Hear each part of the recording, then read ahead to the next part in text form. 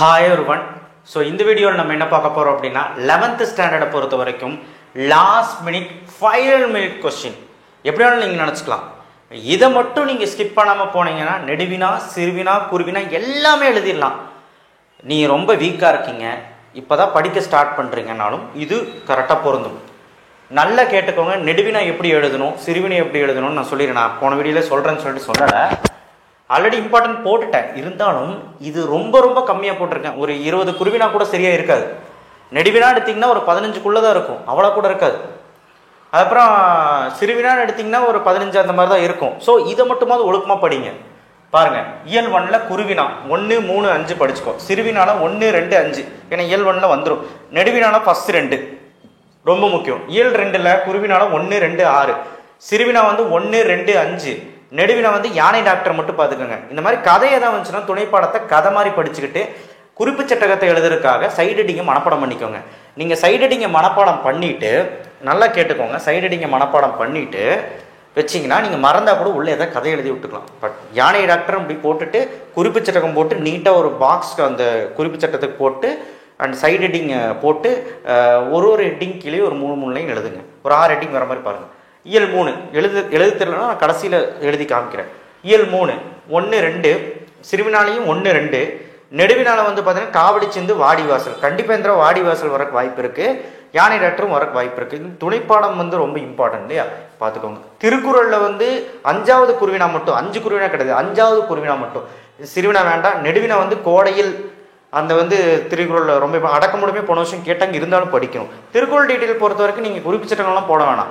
டேரெக்டாகவே ஒரு இன்ட்ரோடக்ஷன் கொடுத்து ஒரு 3 லைன் இன்ட்ரோடக்ஷன் கொடுத்துட்டு நீங்கள் பாட்டுக்கு அந்த அடக்கமுடைமைனா அடக்கமுடைமை ஹெட்டிங் போட்டு குறள் எழுதி பொருள் எழுதுங்க. குறள் எழுதி பொருள் எழுது. ஒருவேளை குறள் தெரியலனா மனப்பாட குறளாவது படிச்சுட்டு அதுக்கு பொருள் எழுதுங்க. அண்ட் மனப்பாடம் இல்லாததுக்கு பொருள் மட்டும் எழுதுங்க. ஓகேவா. இயல் 4 2, 5. ஸோ இது வந்து குருவினா. நான் குருவினான்னு மென்ஷன் பண்ணியிருக்க மாட்டேன், குருவினா சரிங்களா. இந்த மாதிரிலாம் இருக்கிறது. ஓகே. இயல் 4ல் 2, 5னா அது குருவினா. ஓகே.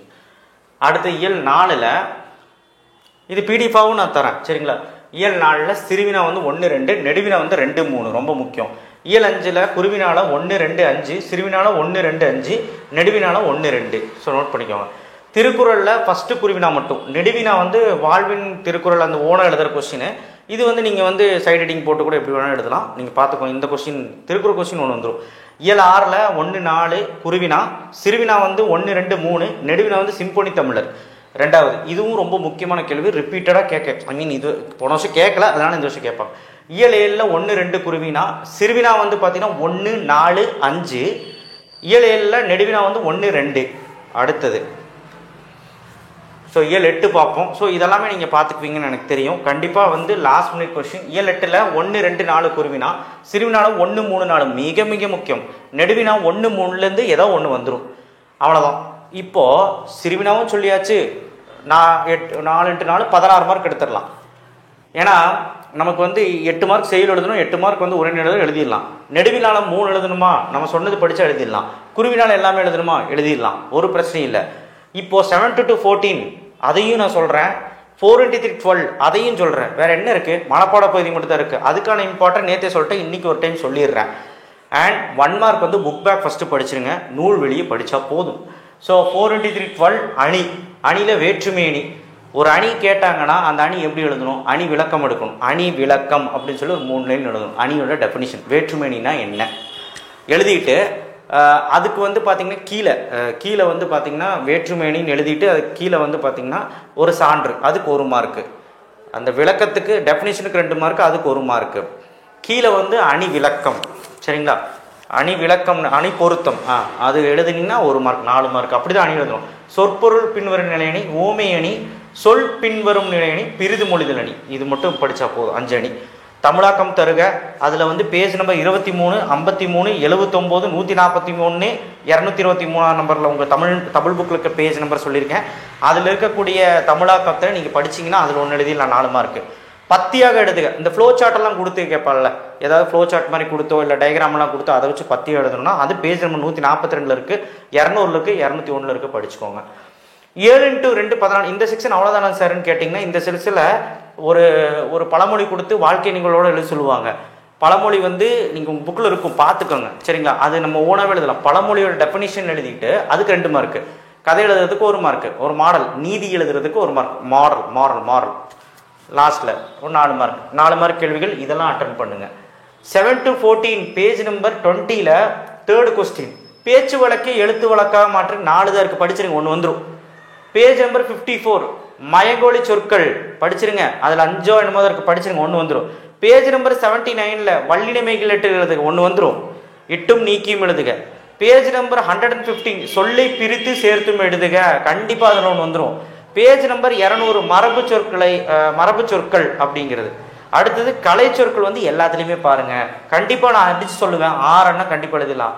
அந்த 1 ஏன் எழுத முடியாதுன்னா புணர்ச்சியும் பகுப்பத உறுப்பிக்கணும் நாலேஜ் இருக்கணும். இந்த புணர்ச்சி பகுப்பத உறுப்பிக்கணும் நான் வந்து ஒரு ஐடியா சொல்கிறேன் பாருங்கள்.